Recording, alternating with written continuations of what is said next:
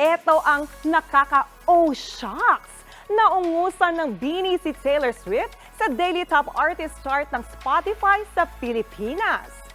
Nakatsikahan din ng News 5 ang Nation's Girl Group tungkol naman sa viral pantropiko cover ni Mamalu o Mamamoo Solar. Yan at iba pa sa report ni Laila Pangilinan.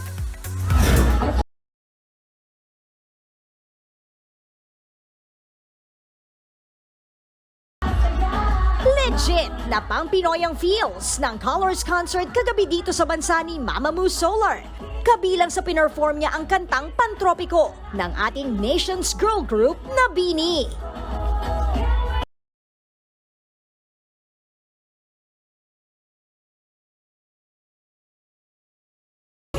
Sa sobrang galingan ng pagkakabigkas ni Solar, aakalain mong Pinoy talaga ang kumakanta. Kaya tuloy nakisabay din ang kanyang fans.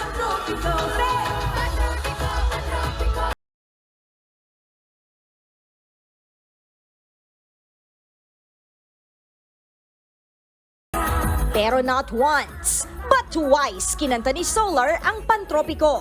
At this time, nakilove wins ang K-pop star nang dalhin niya sa stage ang pride flag. Mothering! Pati tuloy ang mismong Pantropiko singer na BINI. Napa-oh shucks sa galing ni Solar. Grabe, ang cute niya. Tapos parang, never ko expect na Solar of Mamamoo. Bias ko siya sa Mamamoo eh. Hindi po namin talaga in-expect na darating po sa point na yung mga K-pop idols po magko-cover po ng Pantropiko. Sobrang nakaka-humble po and sobrang na-appreciate po namin sila and talagang sana P-pop rise na rin. At in fairness, totoo rin namang P-pop rise na talaga. Patunay dyan ang bago na namang record ng BINI. Naungusan lang naman nila ang global pop star na si Taylor Swift sa Daily Top Artists Chart ng Spotify Philippines. Ang BINI ang kauna-unahang Filipino act na napunta sa top spot ng nasabing chart. Thank you po sa mga listeners namin and even me, avid fan po ako ni Taylor Swift po. So parang, alam mo yun, two worlds collided. So maraming salamat po sa mga supporters po namin. Speaking of Taylor, ayaw din paawat ng ate mo girl sa International Music Chart.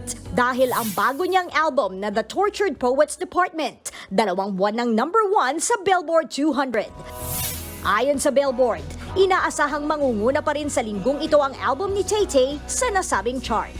Nagbabalita mula sa Frontline, Laila Pangilinan, News 5. Mga kapatid, Jania Lipon po, laging maging updated sa latest sa entertainment and lifestyle para maging una sa balitaan.